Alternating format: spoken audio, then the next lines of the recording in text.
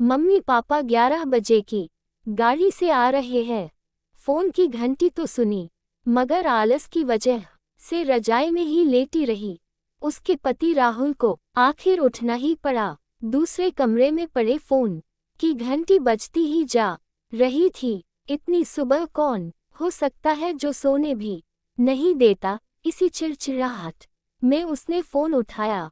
Hello, कौन? तभी दूसरी तरफ से आवाज सुन सारी नींद खुल गई। नमस्ते पापा। बेटा, बहुत दिनों से तुम्हें मिले नहीं, सो हम दोनों 11 बजे की गाड़ी से आ रहे हैं। दोपहर का खाना साथ में खाकर हम 4 बजे की गाड़ी वापस लौट जाएंगे। ठीक है? हाँ पापा, मैं स्टेशन पर आपको लेने आ जाऊंगा।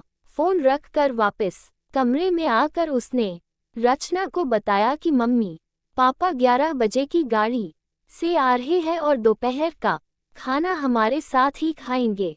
रजाई में घुसी रचना का पारा एकदम 7वें आसमान पर चढ़ गया। कोई इतवार को भी सोने नहीं देता। अब सबके के लिए खाना बनाओ, पूरी नौकरानी बना दिया है। गुस्से से उठी और बाथरूम में घुस गई। राहुल हक्का बक्का हो उसे देखता ही रह गया। जब वो बाहर आई तो राहुल ने पूछा, क्या बनाओगी? गुस्से से भरी रचना ने तुनक के जवाब दिया, अपने को तल के खिला दूंगी। राहुल चुप रहा और मुस्कुराता हुआ तैयार होने में लग गया।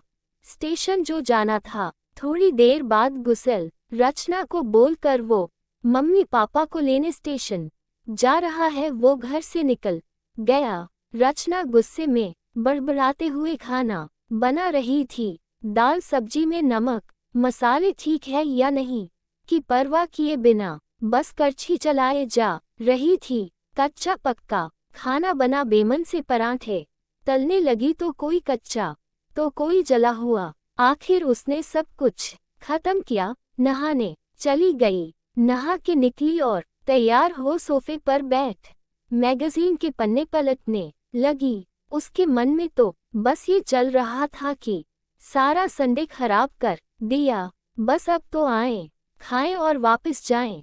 थोड़ी देर में घर की घंटी बजी तो बड़े बेमन से उठी और दरवाजा खोला। दरवाजा खुलते ही उसकी आंखें हैरानी से फटी रह गई और मुंह से एक शब्द भी नहीं निकल सका। सामने राहुल के नहीं, उसके अपने मम्मी पापा खड़े थे, जिन्हें राहुल स्टेशन से लाया था। मम्मी ने आगे बढ़कर उसे झिंझोरा, अरे क्या हुआ? इतनी हैरान परेशान क्यों लग रही है?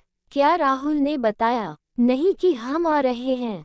जैसे मानो रचना के नींद टूटी हो। नहीं मम्मी, इन्होंने तो बताया था, पर रर चलो आप अंदर तो आओ। राहुल तो अपनी मुस्कुराहट रोक नहीं पा रहा था। कुछ देर इधर उधर की बातें करने में बीत गया।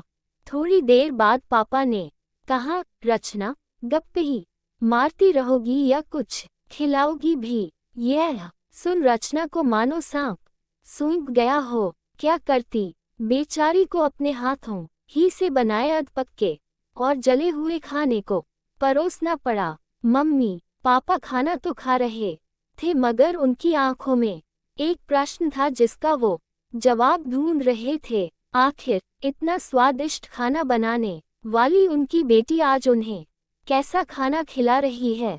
रचना बस मुंह नीचे किए बैठी खाना खा रही थी।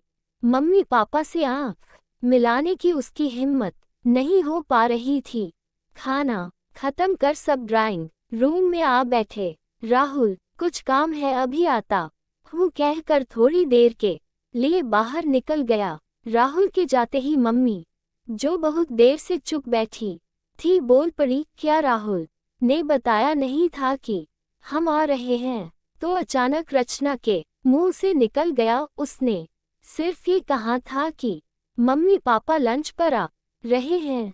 मैं समझी उसके मम्मी पापा आ रहे हैं। फिर क्या था? रचना की मम्मी को समझते देर नहीं लगी कि ये मामला है। बहुत दुखी मन से उन्होंने रचना को समझाया, बेटी, हम हो या उसके मम्मी पापा, तुम्हें तो बराबर का सम्मान करना चाहिए। मम्मी पापा क्या, कोई भी घर आए तो खुशी खुशी अपनी हैसियत के मुताबिक उसकी सेवा करो। बेटी, जितना किसी को सम्मान दोगी उतना तुम्हें ही प्यार और इज्जत मिलेगी। जैसे राहुल हमारी इज्जत करता है उसी तरह तुम्हें भी उसके माता पिता और संबंधियों की इज्जत करनी चाहिए। रिश्ता कोई भी हो, हमारा या उसका, कभी फर्क नहीं करना। रचना की आंखों में आंसू आ गए और अपने को शर्मिंदा महसूस कर उसने मम्मी को वचन दिया कि आज के बाद फिर ऐसा कभी नहीं होगा।